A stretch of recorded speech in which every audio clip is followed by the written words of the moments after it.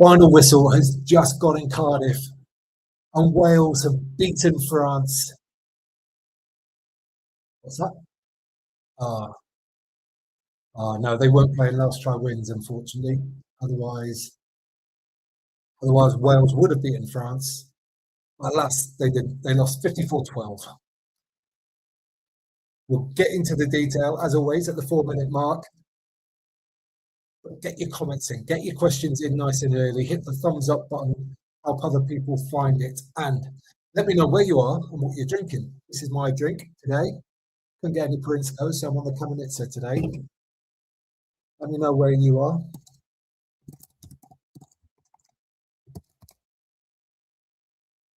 And we'll get into all the detail of this game. A lot of tries in this game.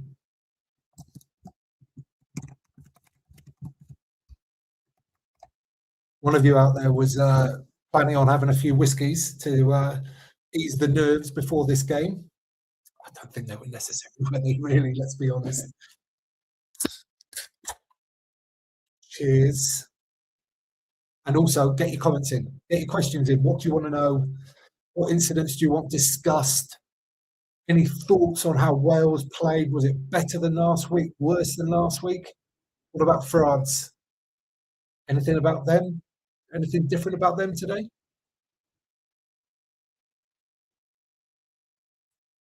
I think overall this weekend of Six Nations Rugby was superior to last weekend's games.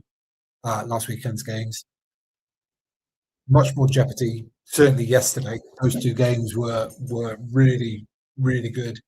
This one, there was no real jeopardy in it, but at least it felt a little bit more of a fight, a little bit more of a battle than Wales put up last week.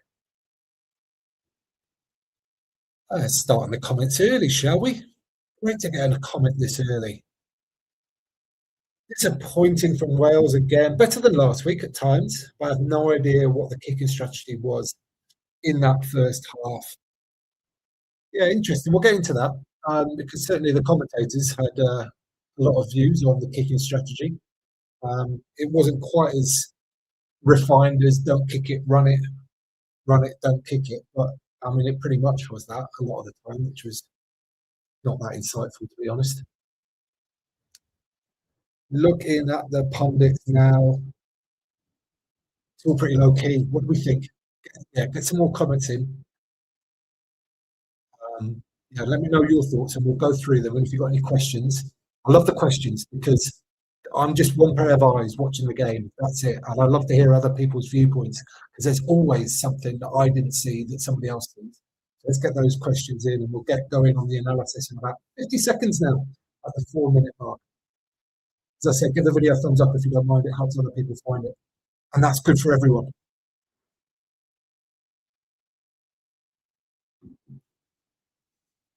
There were some great bits of play in that game, though, wasn't there? Some really exciting bits of play. Quality handling at times.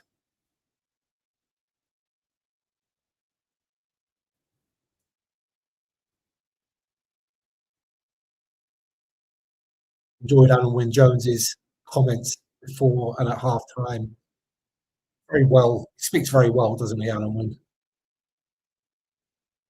Welsh players being clapped off through the tunnel now.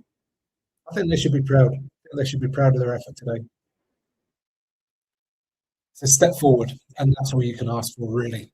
Okay, let's get into this. First off, pre-game, I've got to say, the stadium looked amazing. The lights, all of that kind of stuff. The players lit up for the anthems. Really liked it. I think they did a really good job there in Cardiff. I didn't like, and this is very, very sad, is the many, many empty seats, which you could clearly see on the TV. That's bad for everything, isn't it? That means less money coming into the game. It means apathy amongst the fans. It's very, very sad. Congratulations to Julien Marchand and Charles Olivon getting their 50th caps today. Both of them played pretty solid rugby, I'd say, all the way through. And yeah, we'll get into some more comments as we go through, but we'll get into the game. And all we wanted, wasn't it? Wales to just be in the game after 5 minutes, after 10 minutes, after 15 minutes. And that thought was put to bed very, very early on. is Antoine Dupont, who I think actually, since coming back from his injury, has not looked the running threat that he did before. I don't know whether he's just holding himself back or whatever, but that was put to bed in the second minute when he had a 2-on-2 down the blind side with a couple of front rowers. He got a switch, he drew them both in basically and got the switch to Atisogbe. He passed to Olivon and Gaetan was on his shoulder for 7-0 after 90 seconds. And that was really tough. Man of the match was Jalibert. And yeah, so that was like any possible thought that Wales might be able to stay deep into this game was kind of put to bed in the second minute. It was always going to be tough. If France can cut you open that easily, that early, it's always going to be tricky. Wales were playing a lot of rugby in the middle third, and I'm going to talk about why I think they did that, because I think it's more than about this game. It's more than about trying to win this specific game. Unfortunately, that ended when Dan Edwards, he was really unlucky actually. The kick wasn't great, but it bounced on horribly and went dead, which made it look a lot worse than it actually was. France were actually just playing a bit of slightly boring rugby at times in the early stages. Just one out, hit up, ruck. Looks a bit like England at times in the early stages, but they were just basically trying to shorten the Welsh defensive line. And when they shortened it enough, they hit that sort of wide player that was on the end of the defensive line. And Jalibert would go around the corner, and he did that multiple times in the first half. And he's quick enough that if he gets on that outside arc, he can run around pretty much anybody, to be honest. He did that, and Atisogbe almost scored as a result of it, but there was a penalty which went to a line-out maul and then came back to Jalibert for the kick pass to Louis Bielbury for the second try. 12 minutes gone, and I've got to say that cross kick actually was, because he caught the ball from his right, dropped it on his right foot, kicking to the left. That's quite a tough skill. That's the hardest way of doing that kick, and he nailed it. Absolutely nailed it. What wasn't nailed was the conversion by Thomas Ramos, who would have probably missed 2 sets of post. It was that wide. Very rare event that from Ramos. He's so consistent. Louis Bielbury, though, would go on to show off all his tricks in this game. He had a stop and go on Aaron Wainwright and beat him in a phone box up the left-hand side from a Ramos kickoff. Ramos knocked it on, though, directly afterwards. Then Louis Bielbury beat Dowie Lake in about a 5-metre channel with 3 metres to spare. Ball's moved right to Jalibert. And again, Jalibert finding that corner, wrapping around the corner, and that led to the Rory try on debut for 19-0 after 15 minutes. And it was looking really tough for the Welsh at this point. It just looked like any time France put anything together, they were scoring at this point. So it did look tough. But Wales got a foothold in the game because Ellis Mead won the kickoff. And Wales pressured. They kept the ball, pressured, got a penalty. They went for the tap penalty. Dowie Lake actually tapped the ball, and the ball moved before he picked it up this week. Rhys Carey got a one-on-one versus Regu and scored quite comfortably, quite easily, to be honest. So 19-7. And Wales desperately needed that. And the game desperately needed it. World Rugby desperately needed it to just get themselves back in it. And actually, they were doing all right then for a period of time. And as I said, Wales were keeping the ball a lot. I think they wanted to have high ball in play time in this game. But I sort of tempted at it earlier. I don't think their mindset around what they were doing was just in this game. I think they need the in-match practice. I think they need time on the ball in these environments to improve. We saw Italy do this 3-4 years ago when they just ran the ball from everywhere. And sometimes they cut their own throats and it went badly and they conceded points. But I think it was a big longer-term plan. I really do. And if Wales are doing that, if that's what they're thinking about, I think it's really brave. And I also think it's the right thing to do. Because however they played, they were almost certainly going to lose this game. I think most people would agree with that. So you can play to minimise the damage, or you can play to try and improve yourselves for future games. And I think they were playing today to try and improve themselves for future games. They kept the ball alive for vast periods in this game, weren't always effective, didn't always get go forwards. Sometimes the handling was sloppy, but sometimes it was really accurate. Sometimes they did get go forward. And they can take masses of confidence from that going forward. If they can do that against this French outfit, they'll find even more joy against some of the other teams as well. So I think it's a long-term play by the French, by the Welsh, the way they went at the game today. And in the future, they'll then layer on possibly better layers of tactical kicking, better layers of game management. Um, that's my thought. But ultimately, in that first 20 minutes, France were viciously efficient in that final third. They were so good with the individual skills, the athleticism, the passing, finding space, getting to that edge, getting Jalibert around that corner. He did it repeatedly. Was really outstanding. Okay, let's have a look at a few more comments, shall we? What are people saying? Uh, yeah, what we've got here. Wales' set piece was much better. It was indeed. Squad change helped there. I agree. More physical carriers, absolutely. Maybe not number seven, not a classic number seven, but I think it was the right choice for this game, and I thought he had a pretty decent outing. Adam Beard should probably be dropped after that. I think I know the incident you're talking about. We shall get onto that later. Ellie's saying here, what are you saying, Ellie? Wales' kicking was frustrating because they didn't do badly playing the ball. They could have built up the phases and their confidence in keeping possession. That's exactly what I was just saying. But it was interesting. They sometimes, they did kick to compete and they did it successfully at times. Not all the time, but they did sometimes. And that's the kind of tactical addition when they balance out their game that will become more apparent. As I said, the commentators were just pretty much negative on whatever Wales did today. It was always the wrong choice, it seemed, the majority of time anyway. But I don't think that was particularly fair. What else have we got here?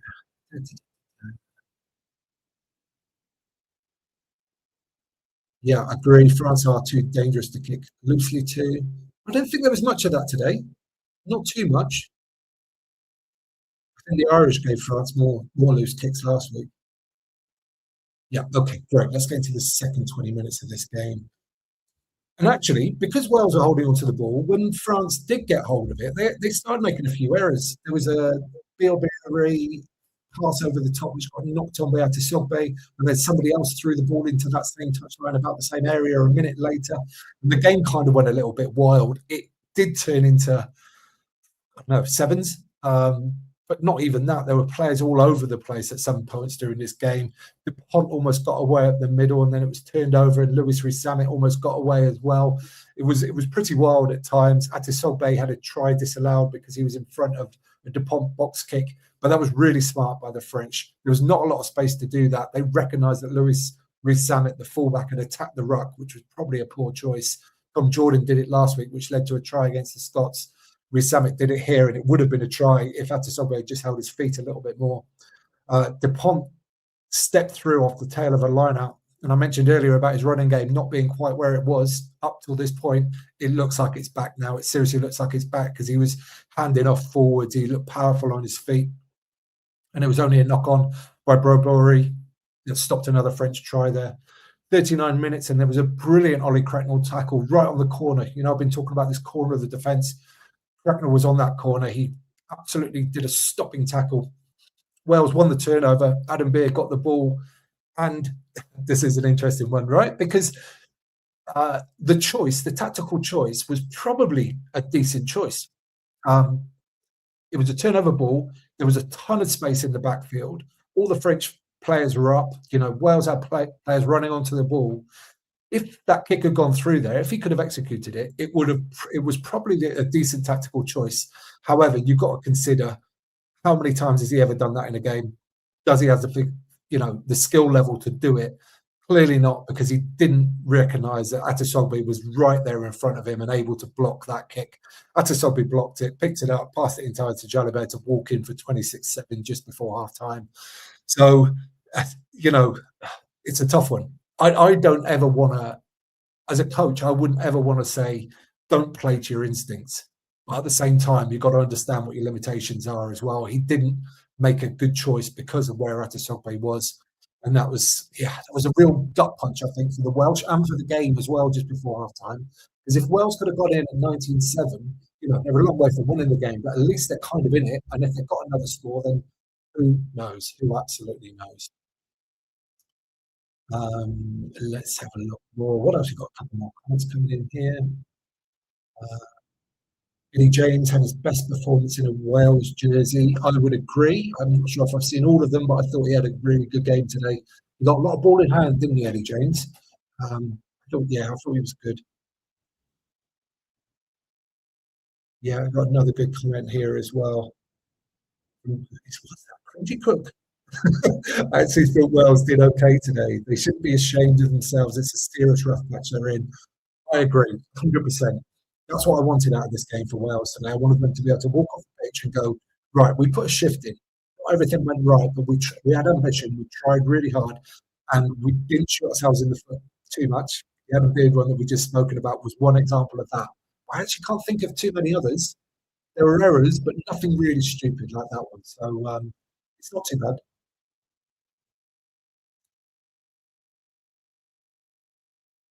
Yeah, all good. Okay, so let's move into the second half here. There was a penalty for a late tackle on Dupont. Who was that? Cracknell. I think he hurt Dupont a little bit there as well. Dupont didn't really see it coming. That was kicked to corner for 50 Kappa. Julian Marchand to get over for a line-out catch and drive try, 33-7 right at the start of the second half. And any kind of dreams that this might, I don't know, might find its way into being slightly more competitive or Wales to get their tails up because we know that Wales, if they do get played and like the stadium could come alive and the Welsh are so good in open space that they can score 1, 2, 3 tries quite quickly. We've seen it. It does happen. It does happen. But I think when you get to 33-7 with a try right at the start of the second half, any dreams of that were completely gone. Wales had a little period though when they started offloading through the forwards like France do. To be honest, left to Thomas Francis charging up the middle of the park. Who doesn't like to see a tight head on the run? A few phases later, Wales playing really fast rugby on the front foot, getting ground all the time, but it knock on right into the sticks was unfortunately the way that one ended.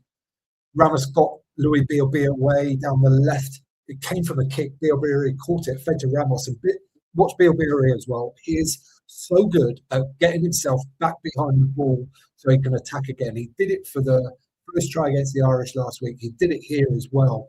It always gets himself in the game. It's just work rate and awareness, but he's so good at it. He went away down the left and basically just passed it inside to Atisogbe, dropped it in from about 40 metres. That was 40 points to 7. There was a catch and drive from the French. Jali Bennett kicked past to Atisogbe in acres of space.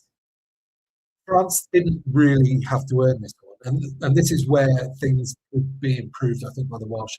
That was too easy. That was far too easy. There was enough time for the ball to bounce in goal. And Atisogbe catch it and put it down before anybody got even close to it. So that was, defensively, that was a bad one from the Welsh, I think. Excuse me. 47-7 after 58 minutes. So, yeah, game gone, but completely gone. But Wales was still trying. And this is, I think people were talking about it before the game. I can't remember who it was, one of the pundits. Maybe Alan Wynne-Jones, actually. Just taking it minute by minute. Whatever's happening in front of you, ignore the scoreboard.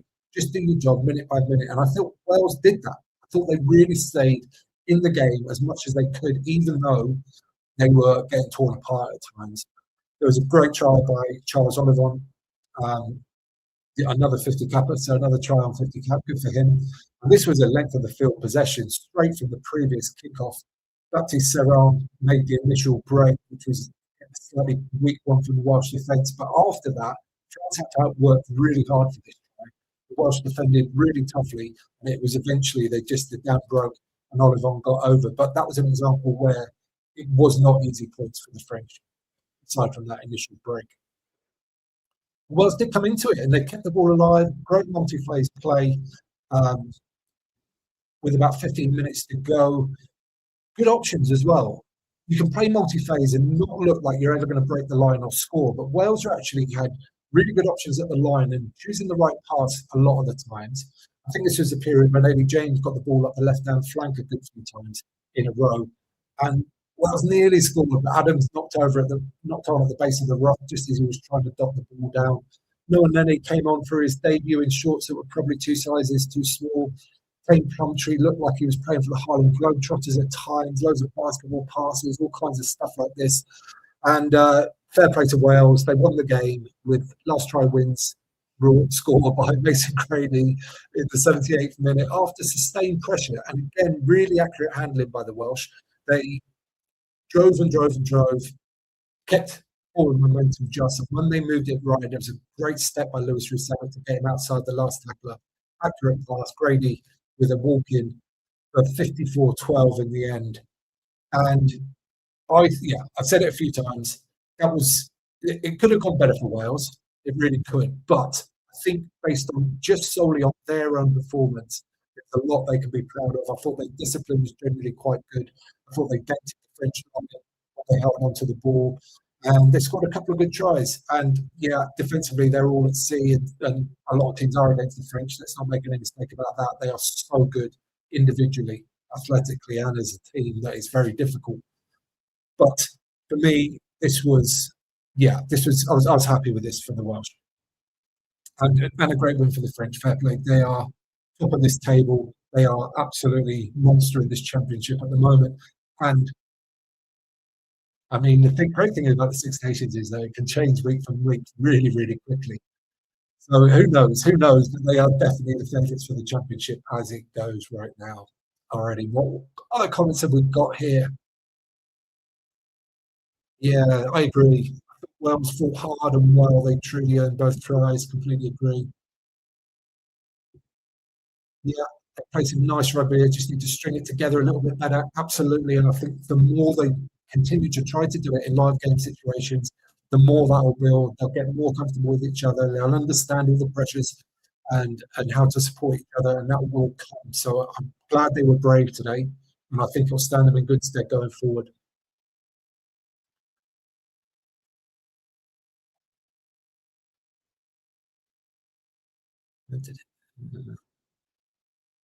Yeah, all good comments, guys. Much appreciated. Well, there we go. That's another weekend of Six Nations rugby done, and it was a good one. I really enjoyed this week's Six Nations. Lots of good tries, lots of ambitious, attacking, combative rugby, and a lot of passion in these games as well, wasn't there? Like Italy, Ireland yesterday, I thought there was tons in that. Uh, Scotland, England as well. Absolute tons of passion in that. Lots of nibble, which we like to see in these games. You know, you want to see it really mean something. Today's game a little bit less so, just because the class levels were so different. But overall, I thought overall, considering the difference in class levels, today's was a good game as well. It didn't get ridiculous, I don't think, even though the French were clearly dominant. I am going to be speaking to Jack Vass later on today, actually, very soon. And we are going to do a full match report on this game, where we talk again. The match report is more about general themes and patterns that happen in the game, as opposed to discussing all the individual elements like I've done in this show. So that will be live later tonight. So get on to that. Jack is fantastic. He sees things that I don't in the game, and he speaks it so well. So yeah, make sure you don't miss out on that one. Just watching some of the highlights here. I think this is the which try is this? Gaeton try. I think that was the first one, very first one. Yeah, sorry, getting distracted. Before you go, give this video a thumbs up if you don't mind. It really helps other people find it, and I appreciate that, because this will stay out there and it will be replayed and stuff like that. People will find it down the line. If you can write another comment, that would be great as well. If you can share it with somebody, I'd really appreciate it too. Thank you so much for watching. As always, it's much appreciated. Love your support. Love your positivity around our fantastic game of rugby union. And on to next week. And next week is not a rest week, is it? Next week is another game, and I'm a big fan of the fact that rest week is gone from the start of the championship. It just spread it out too much. It's just a little bit. You lose momentum, don't you, in the storylines? But we go on to next week straight away, and I personally can't wait for it. So, last words from me. Thank you so much for watching. See you next time, and enjoy your week. Peace.